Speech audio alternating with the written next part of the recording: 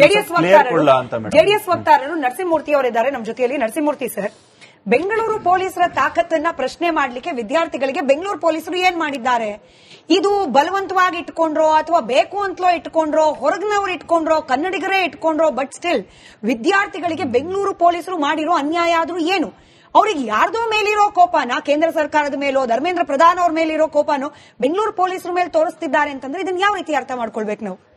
Madam, ಅದೇ ಇವತ್ತಿನವರೆಗೂ ಈ ದೇಶದಲ್ಲಿ, ಈ ರಾಜ್ಯದಲ್ಲಿ ಯಾರಿಗೂ ಅರ್ಥ ಆಗದೇ ಇರೋಂತ ಒಂದು ನಿಗೂಢವಾದ ಇದೊಂದು ಪ್ರತಿಭಟನೆಗಳು ನಡೀತಾ ಇದೆ. ಇದು ಇವತ್ತಿನವರೆಗೂ 25 ದಿವಸದಿಂದ ಇದು ಹೋರಾಟದ ಉದ್ದೇಶ ಏನಿತ್ತು, ಏನಕ್ಕೋಸ್ಕರ ಹೋರಾಟ ಸ್ಟಾರ್ಟ್ ಮಾಡಿದ್ರು, ತದನಂತರ ಏನೇನು ಆಗಿ ಅದು ಬೇರೆ ಬೇರೆ ದಿನ ಅದು ಬೇರೆ ಬೇರೆ ತರ ಇದಾಗಿ ಹೋಯ್ತು, ಚೇಂಜ್ ಆಯ್ತಾ ಹೋಯ್ತು ಅನ್ನೋದೇ ಇವತ್ತಿನವರೆಗೂ ಭಾರತೀಯರಿಗೆ ಅರ್ಧ ಜನಕ್ಕೆ ಗೊತ್ತಿಲ್ಲ.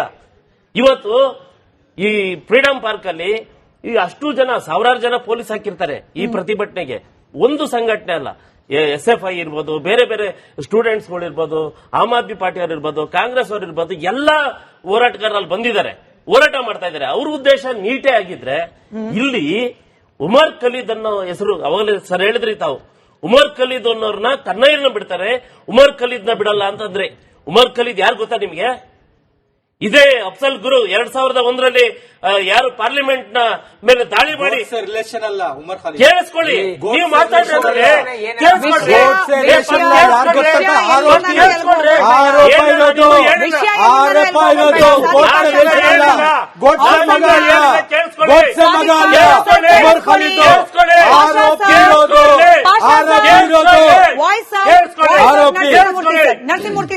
ಪಾರ್ಲಿಮೆಂಟ್ ಮೇಲೆ ದಾಳಿ ಮಾಡಿ 10-12 ಜನ ಅಧಿಕಾರಿಗಳನ್ನ ಕೊಂದು ಒಬ್ಬ ಏನು ಉಗ್ರನ ಜೊತೆ ನಂಟಿರೋಂತಾರೋ ಇದೇ ಉಮರ್ ಅವ್ರನ್ನ ಬಿಟ್ಟಿಲ್ಲ, ಅವ್ರ ಕನ್ನಯ್ಯನ ಮಾತ್ರ ಬಿಟ್ಬಿಟ್ಟವ್ರೆ ಅಂತ ಹೇಳ್ತಿರಲ್ಲ. ದೇಶದ್ರೋಹದ ಕೆಲಸ ಮಾಡಿದ್ರೆ, ಭಯೋತ್ಪಾದನೆ ಕೆಲಸ ಮಾಡಿದ್ರೆ ಒಳಗಡೆ ಹಾಕಿ ಅವ್ರಿಗೆ ಶಿಕ್ಷೆ ಕೊಡದೆ ಇನ್ನೇನು ಆರತಿ ಮಾಡ್ಬಿಟ್ಟು ಪೂಜೆ ಮಾಡಿ ಕಳಿಸ್ಬೇಕಾಯ್ತಾ? ಉಮರ್ ಖಲೀದ್ ನೋಡಿ ಮೇಡಮ್,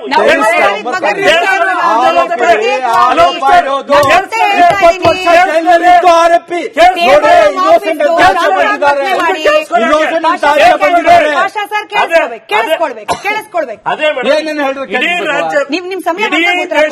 ಇಡೀ ದೇಶದ ತುಂಬೆಲ್ಲ ಇವತ್ತು ಸ್ಟೂಡೆಂಟ್ ನೀಟ್ಗೋಸ್ಕರ ಹೋರಾಟಕ್ಕೆ ಇಳಿದಾಗ ಅವ್ರ ಜೊತೆ ಇನ್ನೊಂದು ಸಂಘಟನೆ ಇಳಿದಿದೆ.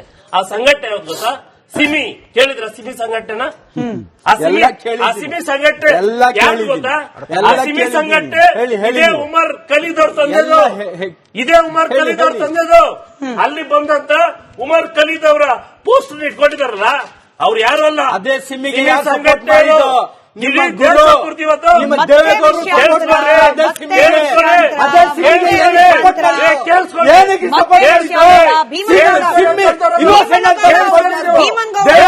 ಸಪೋರ್ಟ್ ಮಾಡಿದ್ರಲ್ಲ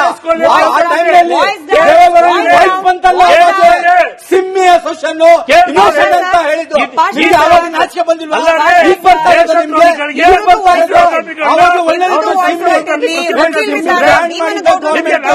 ಅದ್ರ ಬಗ್ಗೆ ಅಲ್ಲ, ಇನ್ನೋಸೆಂಟ್ ಅಂತ ಇಬ್ರದ್ದು ವಾಯ್ಸ್ ಕಟ್ ಆಗಿದೆ. ಸಮಾಧಾನ ಮಾಡ್ಕೊಳ್ಳಿ, ಇಬ್ರದ್ದು ಸಮಾಧಾನ ಮಾಡ್ಕೊಳ್ಳಿ.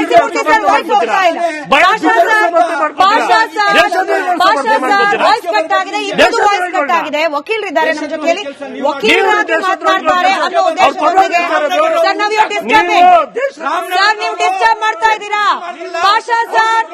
Pasha sir you are disturbing ನಾವು. ಸರ್ ಸಾಕು. ಮತ್ತೊಮ್ಮೆ ಹಿಂಗೆ ಒಬ್ರು ಮೇಲೆ ಒಬ್ರು ಕ್ರಾಸ್ ಮಾಡಿ ಮಾತನಾಡ್ತೀರಾ ಅಂತಂದ್ರೆ ಸ್ಕ್ರೀನ್ ಇಂದ ಔಟ್ ಮಾಡ್ತೀನಿ. ಇಬ್ರು ಸ್ಕ್ರೀನ್ ಇಂದ ಅನಿವಾರ್ಯವಾಗಿ ಔಟ್ ಮಾಡ್ಬೇಕಾಗತ್ತೆ. ಸರ್ ವಿಷಯಕ್ಕೆ ಮಾತಾಡಿ, ವಿಷಯಕ್ಕೆ ಸೀಮಿತವಾಗಿ ಮಾತನಾಡಿ. ಸರ್ ಕೂತ್ಕೊಳ್ಳಿ ಫಸ್ಟ್. ಅಬ್ಜೆಕ್ಟ್ ಮಾಡಿದೀನಿ, ಬಟ್ ಇಬ್ರು ಕೂಡ ಡೆಕೋರಮ್ ಮೇಂಟೈನ್ ಮಾಡಬೇಕು. ನಮ್ಮ ವೀಕ್ಷಕರಿಗೆ ತೊಂದರೆ ಆಗೋ ರೀತಿಯಲ್ಲ. 10 ಸೆಕೆಂಡ್ ಕೊಡ್ತೀವಿ ಸರ್. ಇನ್ನೊಬ್ರು ಪ್ಯಾನಲಿಸ್ಟ್ ಇದ್ದಾರೆ.